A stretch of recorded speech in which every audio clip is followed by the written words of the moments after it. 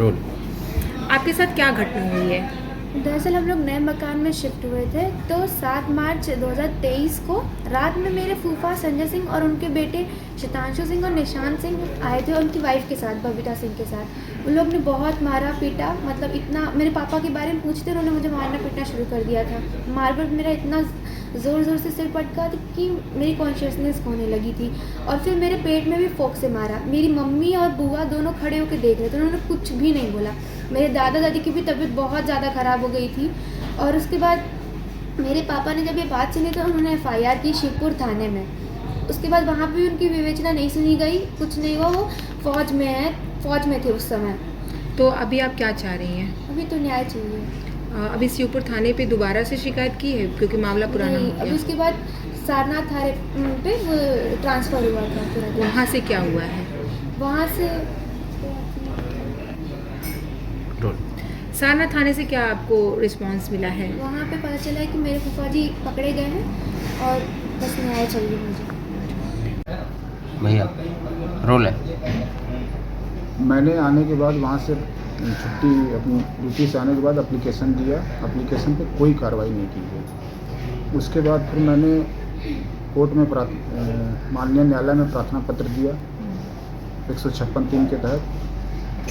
इस माननीय न्यायालय ने एफआईआर का आदेश दिया। एफआईआर का आदेश होने के बाद भी 1 महीने तक एफआईआर नहीं लिखी गई, केवल विपक्षियों के दबाव में। और इसके ऊपर पहले से ही कई मामलों में, गंभीर मामलों में मुकदमे दर्ज हैं। ये व्यक्ति इतना शातिर है कि एक भी मुकदमों को ये चलने नहीं देता।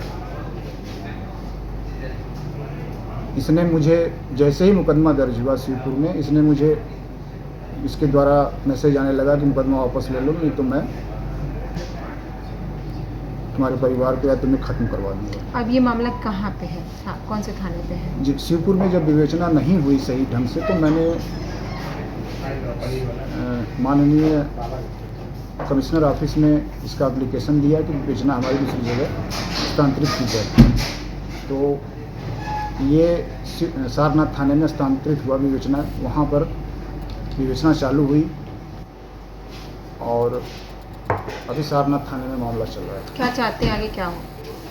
अभी मुझे तो ये पता चला जिस तरह से कि कल उसको गिरफ्तार किए थे ये लोग, मगर इतना मतलब उसका रसूख और अपने प्रभाव को बरकरार रखते हुए गंभीर धाराओं में दर्ज होने के बाद भी उसको थाने से ही छोड़ दिया गया। तो मैं तो समझता हूँ कि इससे बड़ा मतलब इससे बड़ा और जघन्य अपराध कुछ नहीं हो सकता कि एक इतने बड़े मुलजिम को बिना किसी कार्रवाई के छोड़ दिया जाना।